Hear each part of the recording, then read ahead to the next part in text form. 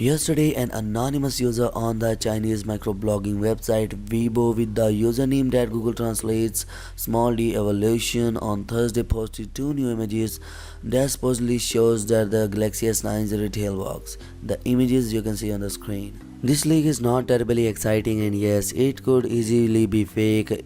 In fact, there are a few glaring issues on the packaging. For one, the box appears to say the included earphones are tuned by AJG. Last time we have checked, the company is called AKG, and also the box says Galaxy S9 and the display size lines up with what we have heard, but the rest of the list specs are clearly for the larger S9 Plus. But yeah guys, today Samsung S9 Plus retail box has been leaked out, and here we can see the official specs of the Samsung Galaxy S9 Plus on the back of the box.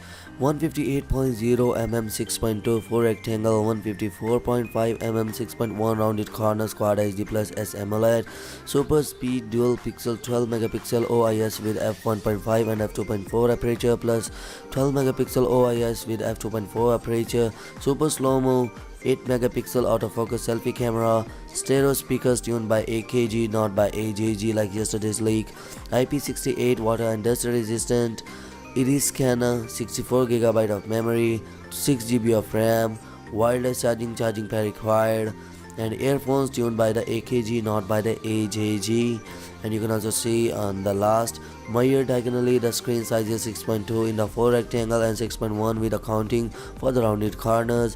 Available memory capacity is subject to preloaded software. For more information on your device, please visit www.samsung.com and secured by Knox. According to the leaks and leaksters, this box is 100% real, not the fake box. Samsung will unveil the Galaxy S9 and S10 Plus this coming Sunday, at which time we have learned if everything we have heard is accurate. The phones are expected to be made available for pre-order on either March 1st or March 2nd, and they should be released in stores on Friday on March 16th.